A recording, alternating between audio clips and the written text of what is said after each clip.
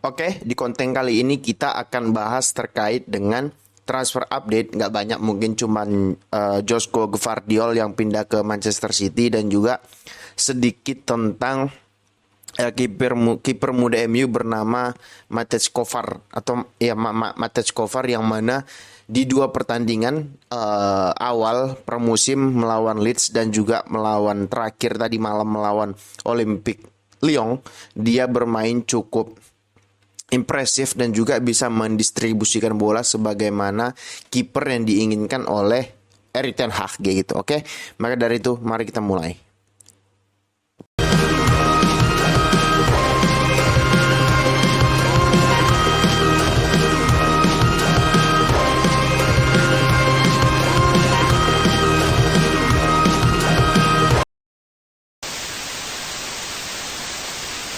Nah, topik pertama itu ada Joško Gvardiol yang dinyatakan beberapa sumber, beberapa berita bahwasannya Gvardiol sudah menjalin kesepakatan dengan, bahkan RB Leipzig klubnya sudah menjalin kesepakatan dengan Manchester City untuk kepindahan Gvardiol ke Manchester City gitu.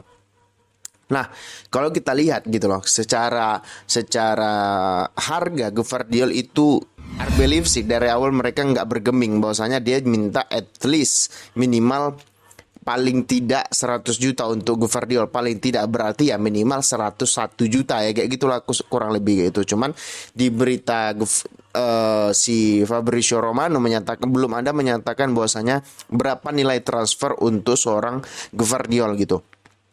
Cuman kalau kita menilik ke belakang dari pemberitaan Fabrizio Romano dan berita-berita lainnya menyatakan bahwasanya harga yang diminta oleh Leipzig itu minimal 100 juta kayak gitu. Jadi ya sekitar 100, mungkin 95 plus 5 add-ons atau 100 begitu ya, kurang lebih kayak gitulah mungkin, yang intinya adalah minimal 100 juta kayak gitu. Nah, apakah worth it untuk seorang Gvardiol? Kalau menurutku ya worth it nggak worth it itu tergantung apa. Kalau tergantung dibandingkan dengan Upamecano, dibandingkan dengan Ruben Dias, dibandingkan dengan Van Dijk lagi top-topnya, ya kemahalan sebenarnya kalau kita bandingkan dengan itu. Cuman kalau kita bandingkan dengan sekarang, emang ada berapa banyak back yang top yang bisa mendistribusikan bola lagi itu, nggak banyak juga gitu. Kalau berdasarkan itu ya worth it aja. Cuman kalau kita secara overall gitu ya, menurutku sih agak kemahalan dengan dia yang masih muda, berapa 21 ya, 21 22 kayak gitu. Pemain timnas Kroasia ini masih terlalu muda untuk harga segitu ya. Tapi Anthony aja 100 juta, Maguire aja 90 juta, bahkan Mudryk 100 juta ya. Kalau berdasarkan itu ya Gvardiol sangat layak kayak gitu. Cuman ya kalau kita bicara membandingkannya dengan back top seperti Ruben Dias ketika dibeli, Van Dijk ketika dibeli, terus siapa lagi back top sekarang ya, dan lain sebagainya, ya agak kemahalan sebenarnya. Cuman ya City punya uang, mereka punya gelar juara, mereka juga punya pemain yang cukup bagus, ya sah-sah aja mereka beli kayak gitu. Bahkan jangan heran kalau Manchester City nanti akan beli pemain-pemain top lainnya gitu, karena mereka juga punya uang gitu. Pemiliknya kaya raya, Sultan Uni Emirat Arab kayak gitu. Jadi ya it will happen. Cuman yang sekarang apakah back ini sangat diperlukan oleh Pep Guardiola gitu? I don't think so, karena mereka sudah punya banyak back loh. Kayak misalnya Ruben Dias, yang back tengah ya, Ruben Dias, Nathan Ake, Akanji, Laporte, terus John Stones makan begitu, sudah 5 kayak gitu. Bahkan tambah si Gvardiol 6 kayak gitu ya. Anggaplah si John Stones ini main ke depan ya, tinggal udah masih ada 5.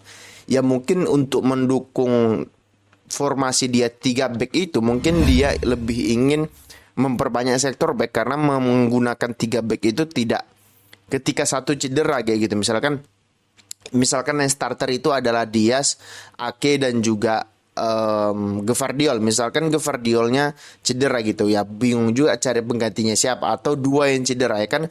Musim depan, apalagi City musim depan jadwalnya akan padat, dia akan bermain di Piala Dunia antar klub karena juara Liga Champions, dan juga mereka juga akan bermain Liga Champion, mereka bermain FA Cup, mereka bermain Community Shield, bahkan mereka juga main. Artinya Mereka memiliki jadwal yang cukup padat, maka dari itu menurutku itulah alasan mengapa Pep ingin membeli Gvardiol atau ingin menambah back baru. Bahkan jangan heran lagi menurutku bahwasanya Pep akan beli satu back lagi, mungkin yang tidak akan terkenal, mungkin yang so-so lah, kayak Ruben Dias loh. Ruben Dias kan sebelum dia datang ke City nggak banyak orang juga yang kenal. Mungkin yang kayak gitu mungkin si Pep akan beli lagi gitu loh. Jangan heran kayak gitu loh. Nah, topik selanjutnya itu ada kiper muda MU bernama Matej Kovar yang mencuri banyak perhatian di laga pramusim MU sebelum memasuki sebelum memasuki musim yang sebenarnya lah, kayak gitu kasarnya. Nah, kiper muda MU ini menunjukkan penampilan yang cukup impresif di dua laga pramusim MU pertama melawan Leeds, yang kedua melawan Olympique Lyon kayak itu.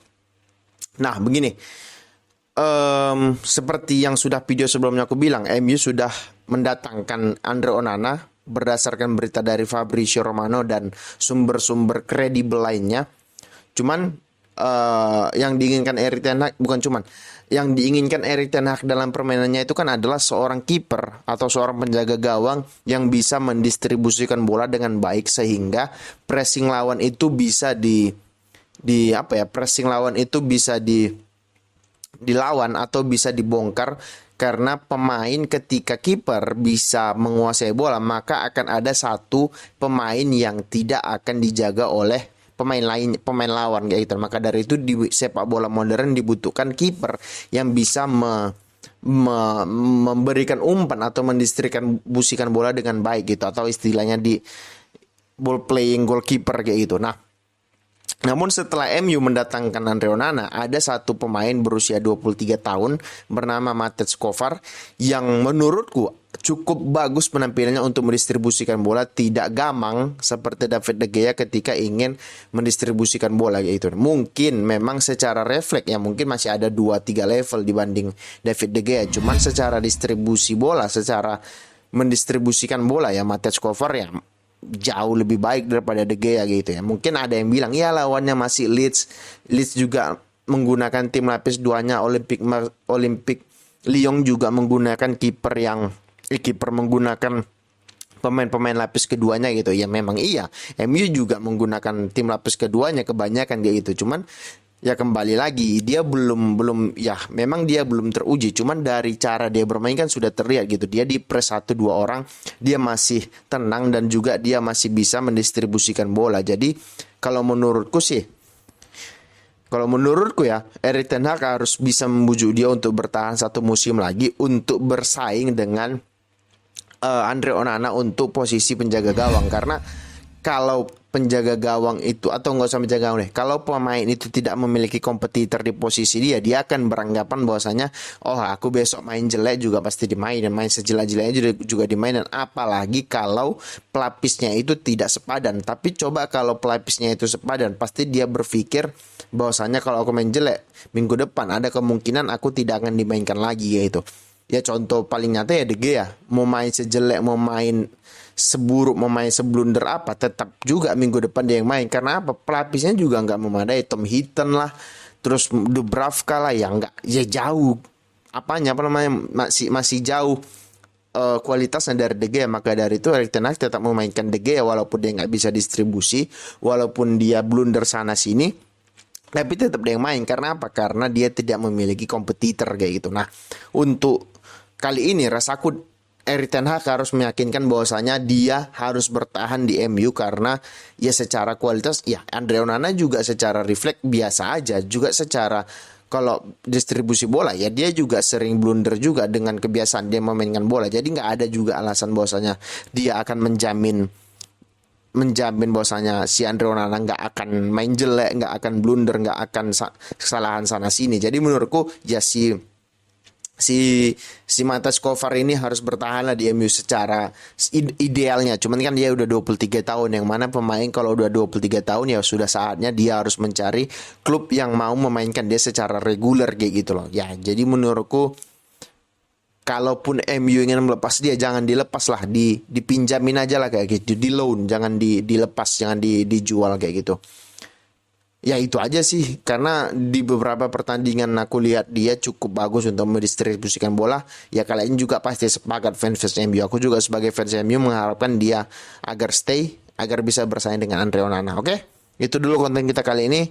Bagi kalian yang suka silahkan di subscribe, di komen, dan di like. Kalau kalian nggak suka nggak apa-apa, di skip aja. Terima kasih. Ciao.